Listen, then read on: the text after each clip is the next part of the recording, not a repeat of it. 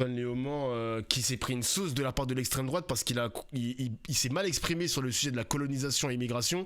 Je vois ce qu'il veut dire, même si c'est mal exprimé, parce que vas-y, il y a quand même temps de parole, etc. Il faut faire circuler la parole quand tu es en commission. On va écouter. Édito Mathieu Bocoté, écoutons justement pour L'édito vous lancer du Québécois Antoine Léaumont, député LFI Calice. de l'Essonne, qui Calice. explique à ses collègues en commission des lois comment fonctionne la colonisation à la différence de l'immigration et on en débat. Écoutez, c'est important. C'est comme si, dans le Tarn, il y avait 10 habitants et qu'il y en avait 5 qui arrivaient de l'extérieur avec des armes et qui imposaient leur loi par la force. Ces 5-là font des enfants et font tellement d'enfants qu'ils finissent par être plus nombreux que les enfants de ceux qui sont déjà dans le Tarn. Ils sont arrivés par la force, ils ont fait des enfants et les voilà plus nombreux que les habitants initiaux du Tarn. Ouais. Et ils disent « on va voter ». Et ils gagnent. Jure un nouveau Il seul. prend l'exemple du Tarn. Non, mais Merci comme Seven pour dit ça. Charlotte Dornelas, Antoine Léaumont a voulu se porter à la défense des indépendantistes. En fait, ouais, tu vois, vous voyez les gars, ils parlent du grand remplacement et tout, mais vous voyez, la situation en Kanaki, c'est pas la même chose en Nouvelle-Calédonie, parce que les Kanaks, en fait, ils sont là depuis plus de 3000 ans. Et encore, je suis gentil, ouais, peut-être plus de 3000 ans. Donc la France débarque sur l'île. Alors j'ai plus les dates en tête, hein, mais la France débarque sur l'île. Il y avait déjà un peuple installé là-dedans, tu vois. Il y avait déjà une civilisation en soi. Il y avait déjà une langue. Il y avait déjà quelque chose, une organisation de la société dans la Kanaki. Vous voyez ce que je veux dire? C'est pas la même chose. Donc ok, c'est mal exprimé, mais là où il a raison sur la forme, c'est que quand tu vois comment la France s'est débrouillée pour coloniser la Kanaki, on parle quand même d'un pays qui a pris possession du territoire par la force. Des militaires qui se sont installés par la suite, qui ont eu des enfants, une famille, qui ont apporté aussi des petits-enfants, des petits-petits-enfants. C'était violent quand même, les gars, la situation en Kanaki. Hein. C'était violent. Calédoniens et plus largement des Kanaks en cherchant donc à distinguer colonisation et immigration. Mathieu, au même moment, Vas-y, la je vais nouvelle écouter son star édito à de ce mec. LFI, Bali Bakayoko, invite ceux qui viennent de l'extérieur de Saint-Denis et qui s'y installent à s'assimiler à la culture de la ville. Votre analyse? Alors, c'est la semaine de la grande clarification. Bah, moi j'aime bien s'assimiler à la culture de la ville. Enfin c'est une formule pour dire frérot tu vas devenir dionysien, donc habitant de Saint-Denis, très belle ville. Tu vas t'assimiler et c'est tout. Enfin, c'est quoi le gros mot en fait? C'est quoi le gros mot? Ok, le ton il est provocateur, mais c'est pas de la provocation en mode Saint-Denis est une ville en dehors de la République française. C'est juste de la provocation, mais ça reste un ton. Le ton il est mignon quoi. Le ton il est mignon. Chez LFI.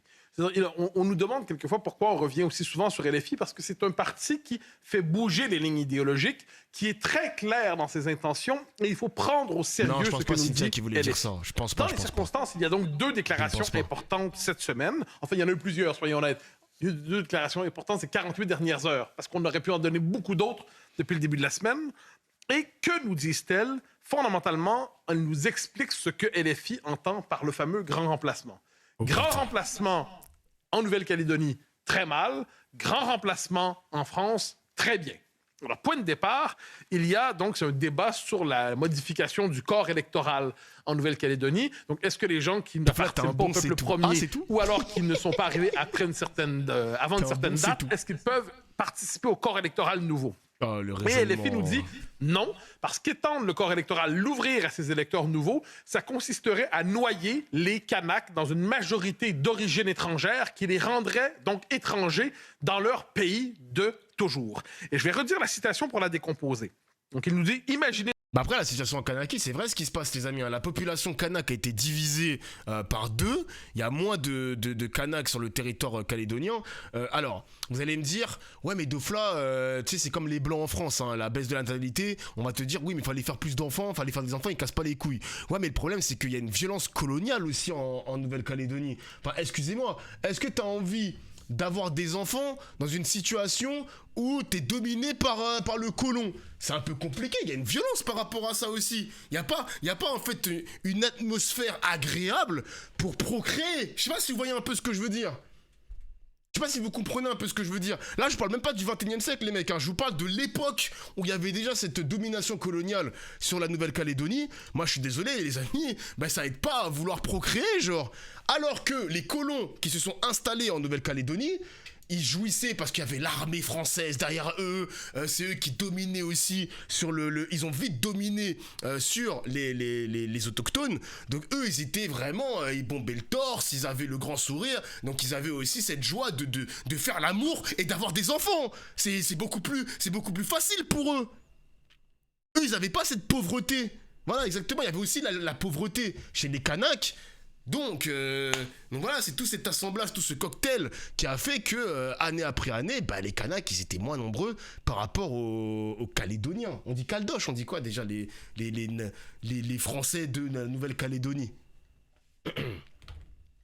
Dans le Tarn, il y avait 10 habitants et qu'il y en avait 5 qui arrivaient de l'extérieur avec... Dans les Outre-mer, c'est la même problématique en Martinique qu'en Guadeloupe. Ah ouais? Vous êtes sûrs, les mecs? Ouais? Moi, je suis allé en Martinique. Alors, oui, je suis allé en Martinique 12 ans après. Donc, je suis allé en Martinique à 18 ans. Je suis allé en Martinique à 30 ans. Non, 32, 31, je crois, 31. Les gars, alors, il y a beaucoup plus de métissage. J'avoue qu'en une décennie, j'ai vu beaucoup de métissage en Martinique. C'est pas un problème. C'est pas un problème. Et c'est pas la même problématique par rapport à la Nouvelle-Calédonie. C'est pas la même chose, les mecs. Parce que le statut n'est pas pareil. Le statut n'est pas pareil, ils n'ont pas le même statut. Des armes et ils imposaient leur loi par la force. Ces 5-là font tellement d'enfants qu'ils finissent par être plus nombreux que les enfants de ceux déjà dans le Tarn. Ils sont arrivés par la force, ils ont fait des enfants, les voilà plus nombreux. Donc ça, ils disent on va voter et ils gagnent. Je viens de Sainte-Marie. Qu'est-ce qu'il nous dit ici? Il nous dit 2 peuples finalement vont cohabiter en Nouvelle-Calédonie. Donc 2 peuples, ou dans le Tarn dans ce cas-là. Donc 2 peuples. Donc il comprend que les personnes qui sont issues de l'immigration, qui s'installent quelque part, qui arrivent trop nombreux et qui ne s'assimilent pas, il considère que c'est une dépossession. Il prend au sérieux l'idée qu'un peuple, ce n'est pas qu'une communauté juridique. C'est une communauté de culture, c'est même à l'entendre une continuité sur le mode presque généalogique. Un peuple avec ses propres enfants. Je parle ici sur le mode LFI.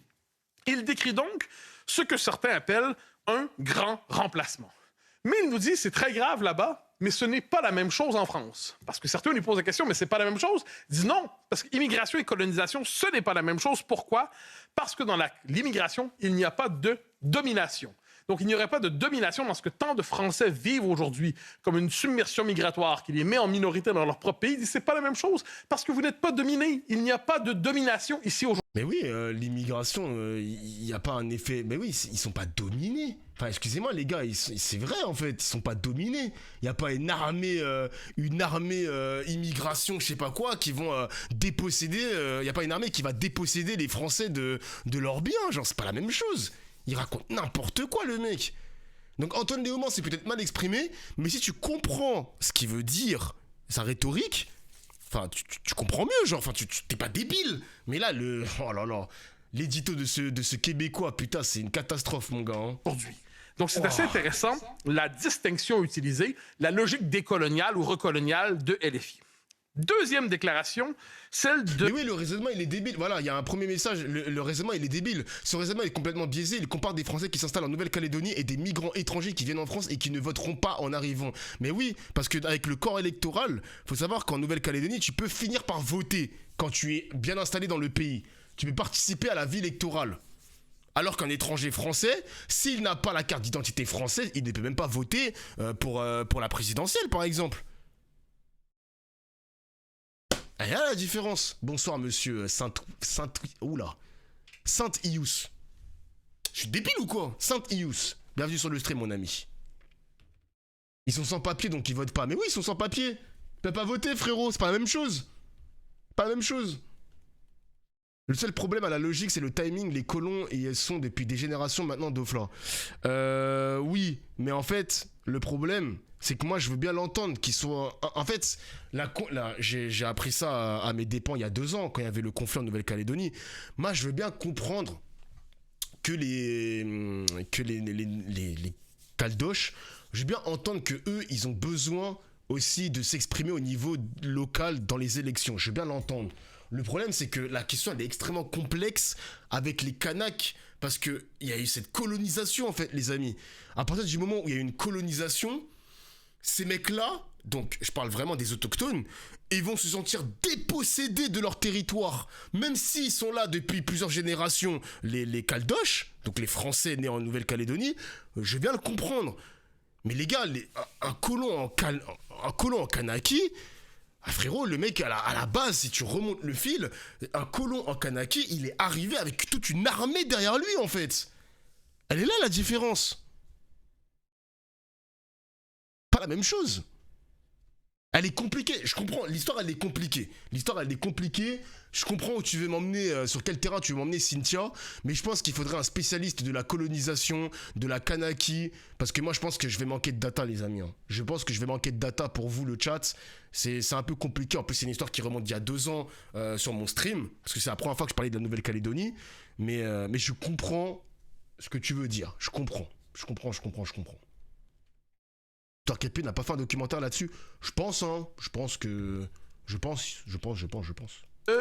Du maire de Saint-Denis, Bagayoko, je finirai par prononcer correctement. Et puis les gars, il y a aussi autre chose que je veux rajouter, c'est que, ok, il y a une génération qui est déjà installée depuis plusieurs générations, mais n'oublions pas quand même que la France a organisé des vagues d'immigration, et ça on l'avait appris il y a 2 ans, on a vu les vidéos, etc., ils en ont parlé aussi dans les médias, les historiens, il y a eu des vagues d'immigration organisées par la France pour noyer en quelque sorte le peuple kanak.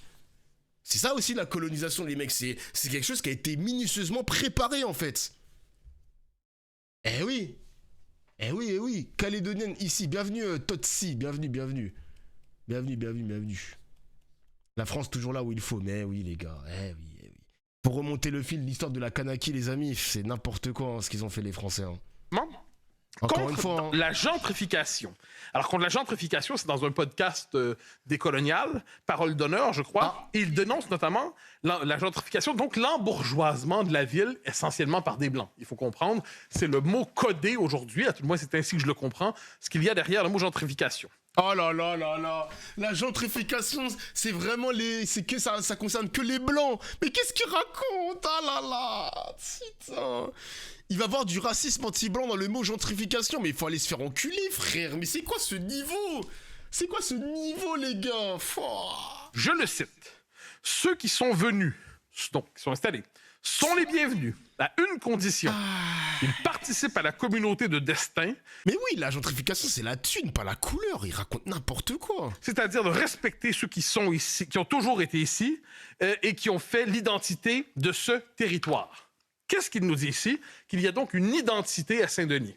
Qu'il y a des populations qui sont là depuis toujours. Qui sont-elles? Il nous dit que ce sont les immigrés. Donc, il y a une longue histoire de l'immigration des Bretons, dit-il, jusqu'à aujourd'hui. Donc, on comprend que pour lui, l'identité de la Seine-Saint-Denis, c'est l'immigration. Et ceux qui veulent s'installer en Seine-Saint-Denis doivent dès lors prendre le pli de cette nouvelle capitale de la Nouvelle-France. Donc, ils doivent s'assimiler. Donc, c'est le retournement du logiciel assimilationniste diabolisé pendant des années en France. Mais l'assimilation, désormais, c'est bon pour ceux qui s'installent à Saint-Denis. Et on comprend que ceux qui ne veulent pas, parce qu'à condition, ceux qui ne veulent pas s'assimiler, ils ont tout simplement à ne pas s'y installer. Donc, comment ne pas voir à travers cela une forme de... Vous voyez, les gars, quand la phrase de Bakayoko, quand il a parlé d'assimilation, vous voyez le problème, c'est que quand tu veux faire tu vas avoir un ton provocateur... Parce que, vas-y, l'homme politique, il a le droit d'avoir un ton un peu moqueur. Regardez comment il surinterprète ce ton moqueur. Vous vous rendez compte de la traduction? Il whippine, eh oui. Vous voyez? C'est un clown, ce mec, hein. C'est un clown. On part quand même du postulat de base. On part d'un mec qui a eu un ton provocateur en mode assimilez-vous à la vie de Saint-Denis, à la vie des Dionysiens, devenez des Dionysiens en quelque sorte. Tu tires le fil et le mec il est en train de te dire si t'es pas content, casse-toi de Saint-Denis, si t'es pas assimilé comme si tu fallait t'assimiler comme les Arabes et les Noirs, casse-toi, t'es pas le bienvenu. Vous vous rendez compte du niveau du mec? Le niveau du gars? Quelle tristesse quand même, hein. Oh, je vais dire une dinguerie sur le Québec. J'allais dire une dinguerie, je vais me retenir. Je vais me retenir. Je vais me retenir, j'ai pas envie de prendre une plainte. Réel, il fait, bah oui, raccourci sur raccourci, frérot. C'est n'importe quoi, hein. logique une déclaration d'indépendance de la République ethno-soviétique de Seine-Saint-Denis qui dit désormais, vous n'êtes pas les bienvenus si vous ne voulez pas prêter serment d'allégeance, si vous ne vous reconnaissez pas dans notre projet et si vous ne vous assimilez pas à nos mœurs. Ça, c'est le discours de LFI depuis... C'est Mathieu Point de côté, frère. C'est Mathieu Point de côté, frère. J'ai mal, mon gars. Oui, t'as raison. Mathieu Point de côté, tu as raison. 48 heures, qui ne change pas de ce qu'on connaissait déjà, mais qui clarifie tout. Mais pourquoi la gauche peine-t-elle à imaginer que l'Occident soit aujourd'hui colonisé par ses anciennes colonies? C'est une formule qui revient souvent, vous avez raison de l'utiliser, et il faut y revenir. Pourquoi? Parce que pour la gauche, le phénomène impérial et colonial, c'est strictement un truc de blanc. Disons ça comme ça, à l'échelle de l'histoire, l'impérialisme et la colonisation, c'est 1492. C'est Christophe Colomb qui, le premier, ils seront nombreux ensuite, et pratique à l'expansion du monde occidental partout à travers le monde, donc en Amérique, en Australie, en Asie, en Afrique. Et ça, le mouvement colonial, c'est donc strictement ça, l'expansion du monde blanc, en guillemets, vous me pardonnerez le terme, à travers le monde. Et d'autres phénomènes semblables n'auraient pas existé. Ce serait spécifique aux Blancs occidentaux depuis 1492 et la modernité. Sauf que c'est faux. Une civilisation qui s'étend, qui étend son territoire, qui installe ses populations, qui, quelquefois, remplace une population, ça traverse l'histoire du monde. Il n'y a aucune exclusivité occidentale, encore moins d'Europe de l'Ouest là-dedans. Par exemple, la conquête de l'islam. La conquête de l'islam qui s'étend, qui se déploie. Pensez au Maghreb aujourd'hui. Au Maghreb, les peuples d'origine, les peuples premiers, ce sont les Kabyles pour l'essentiel, ce sont les Berbères, ce ne sont pas les Arabes.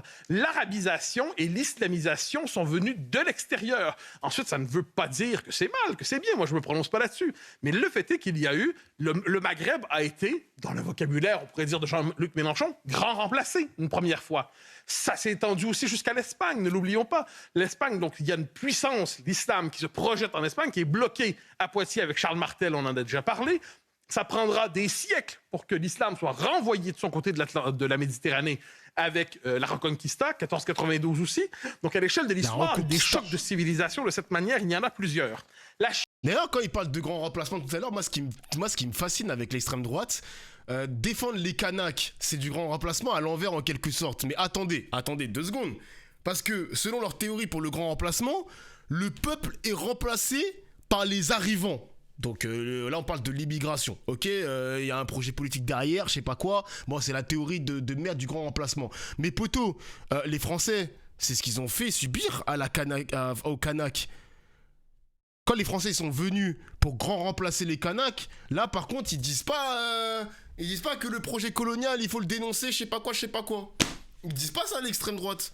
Vous voyez le double standard en quelque sorte. Ah là là, oui, mais c'était il y a longtemps, Dofla. Ça change rien, mon gars. Ça change rien parce que le processus, il est encore actuel. Désolé, mais le processus, il est encore actuel. Les Kanaks, tu vas voir peut-être au 22e siècle, je ne sais pas si vous serez vivants. Les mecs, vous vous rendez compte d'un truc? J'ai fait une parenthèse. Les mecs qui sont nés maintenant, en 2026, si ça se passe bien dans leur vie, vont connaître le 22e siècle. Ils vont connaître le 22e siècle. Donc vous allez voir le 22e siècle, vous allez voir comment ça va se passer. Ça se trouve, les Kanaks vont être extrêmement minoritaires en Nouvelle-Calédonie. Ben oui, les mecs. Peut-être même de mon vivant, je verrai ça, les mecs, quand je serai à la retraite. Peut-être même de mon vivant, en 2070, on verra peut-être la disparition des Kanaks. Ça vous inquiète pas plus que ça? Tout l'argent fait sur le sang des martyrs de la colonisation continue de prospérer d'Ofla. Mais bien sûr, fric, bien sûr. Et encore, je prends même pas l'exemple de la Martinique et de la Guadeloupe, bien sûr. Ils vont te dire, mais pourquoi ils vont pas défendre les Kanaks, ces mecs-là? Pourquoi ils vont pas les défendre? Pourquoi ils disent pas que c'est le grand remplacement? Parce que les Kanaks sont des noirs, les mecs. Les Kanaks sont des noirs. Il y a des moins noirs aussi, parce qu'on est du côté de l'Australie, tout ça. Mais bref, ça reste des noirs. C'est pour ça que l'extrême droite vont pas parler de théorie de grand remplacement. Qui t'a dit que t'auras une retraite? J'aurais peut-être pas de retraite, les mecs, c'est vrai. J'aurais peut-être pas de retraite. C'est vrai. Tous les propriétaires des Antilles, ils sont des descendants, mais pas de colons, mais d'esclavagistes. Mais oui, frérot, il y a des colonisateurs, il y a aussi des esclavagistes. Le combo de fils de pute, hein. On a un passé colonial extrêmement ancré actuellement de la part de la France, les mecs. C'est encore actuel ce qui se passe, hein. Eh oui, hein. Chine. Ça, on l'oublie souvent. Oui. Est-ce qu'il y a un empire colonial chinois? Il y a un livre passionnant qui vient de paraître aux éditions Perrin sur l'empire colonial chinois qui nous invite à penser l'extension et la transformation de la Chine depuis quelques siècles sur le mode impérial. Et c'est intéressant parce qu'on voit que finalement, l'expansion territoriale, l'expansion coloniale, ce n'est pas le fait exclusivement des Occidentaux. Pensez au Tibet. Le Tibet qui a été conquis et ensuite qui a été noyé sur une population nouvelle pour siniser la population du Tibet. Pensez à la Russie. Là, ça va être entre blancs, entre guillemets. La Russie et les Pays-Baltes. Après 1945, la Russie, notamment en Estonie et en Lettonie, un peu moins en Lituanie, va avoir une politique de russification. Donc, ils envoient des Russes et des Russes à la tonne pour noyer les Baltes chez eux, qui vont d'ailleurs se... Mais c'est ce qu'il dénonçait, Antoine Léaumont, du coup. C'est exactement ce qu'il dénonçait. Où est le problème? Où tu veux en venir, en fait? Là, je comprends pas. défendre.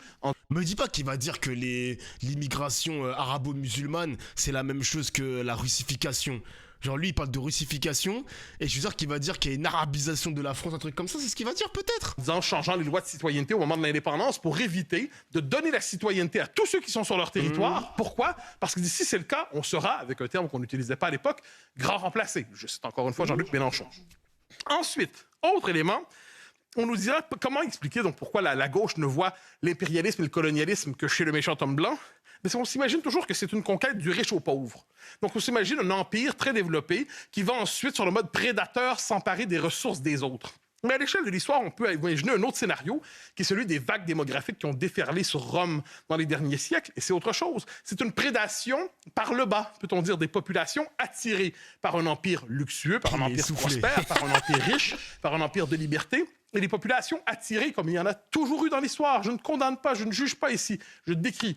Donc, on est attiré par la richesse, on y va, on veut s'emparer de la richesse sur le mode prédateur quelquefois. Un par un, toutes les histoires sont belles, mais à l'échelle de l'histoire, il y a quelque chose comme une masse qui se jette sur une autre.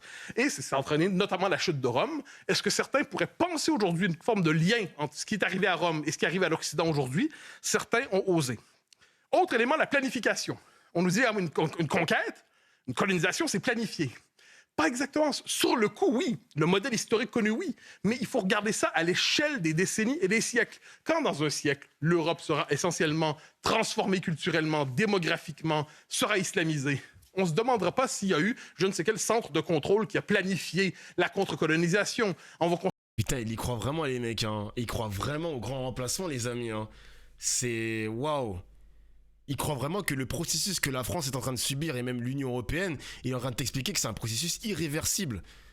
C'est un processus irréversible, genre. Constater qu'une vague humaine a transformé complètement en un siècle le continent européen, ce qui ne veut pas dire que ça n'a pas été favorisé par certaines forces. Les patronats, les partis de gauche, la mouvance décoloniale, les passeurs, les associations humanitaires, les pays d'origine qui eux-mêmes poussent quelquefois leur population parce qu'ils ont un intérêt à développer des diasporas ailleurs. Donc, ce qu'on doit comprendre à l'échelle de l'histoire, c'est qu'un phénomène de colonisation, de déploiement de population, de submersion migratoire, ça touche probablement la Nouvelle-Calédonie, ça touche probablement le Tarn, pour reprendre l'exemple d'Antoine Léaumont, ça touche probablement la Seine-Saint-Denis, ça touche probablement le Tibet, ça touche probablement les Baltes. Quand ça arrive, il faut le nommer. Il ne faut pas croire qu'il y a une exclusivité impériale et coloniale de l'homme blanc.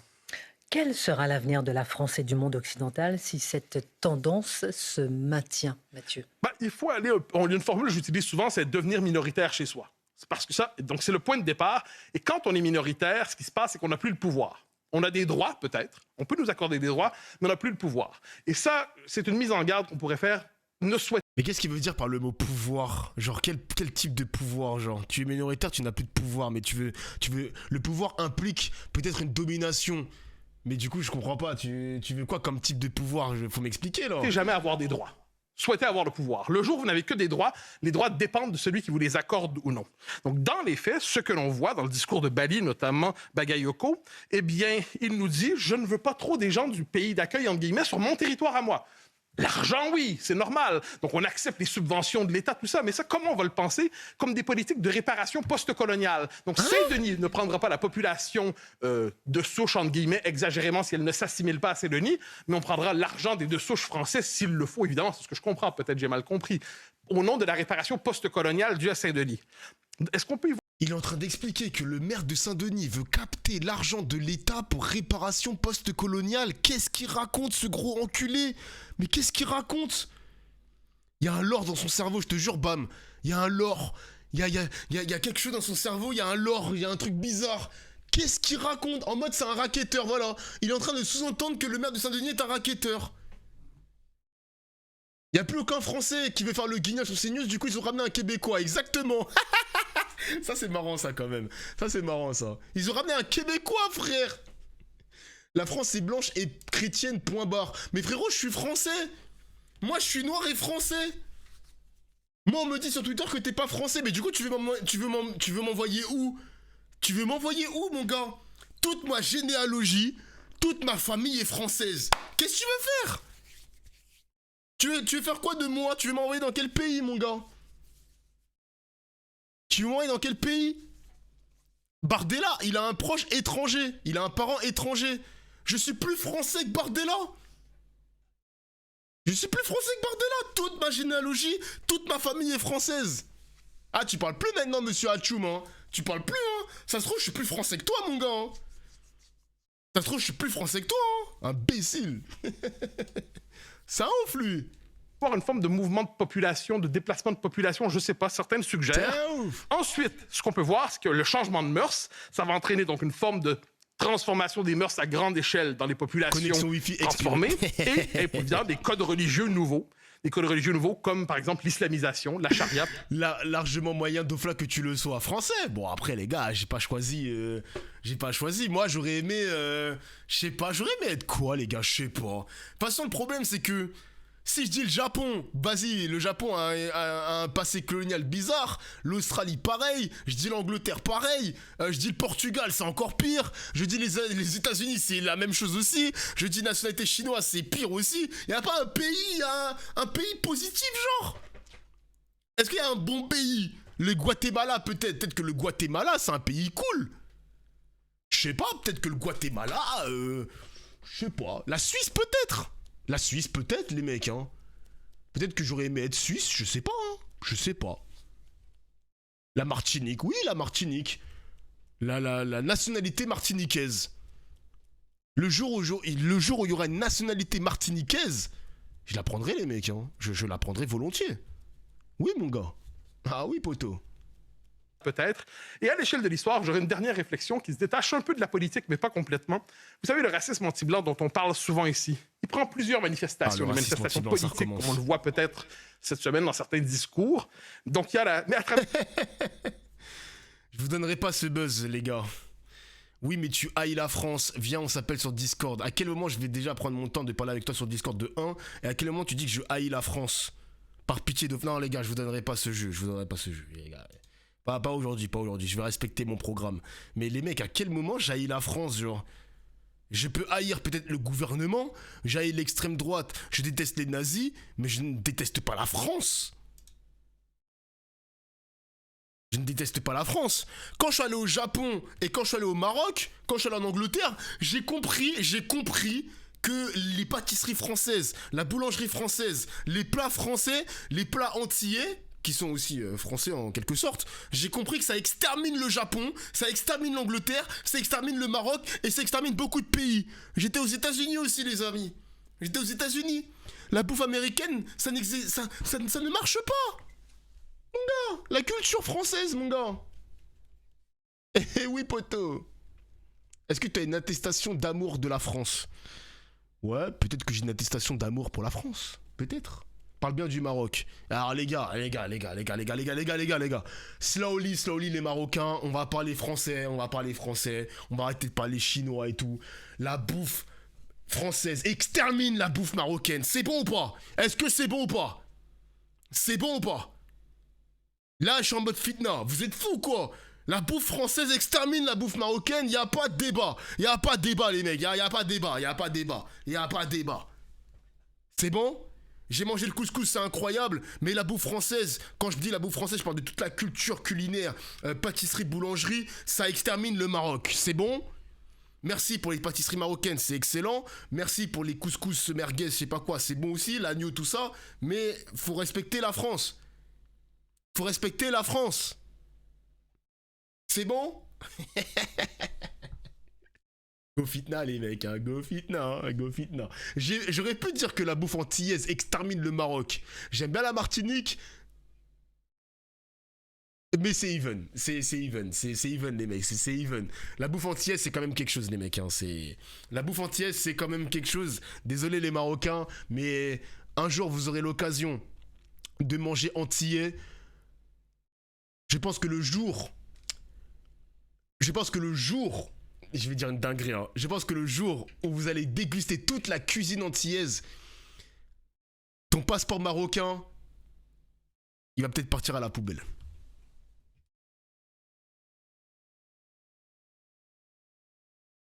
Vers cela, il y a une forme de prise de possession territoriale. Je pense que c'est le point de départ. Il y a une prise de possession des transports quelquefois, une loi nouvelle s'y installe, une prise de possession de la culture, une prise de possession des corps, comme on l'avait vu à Cologne. À travers cela, à l'échelle de l'histoire, il est possible d'y voir un mouvement assez banal de contre-colonisation.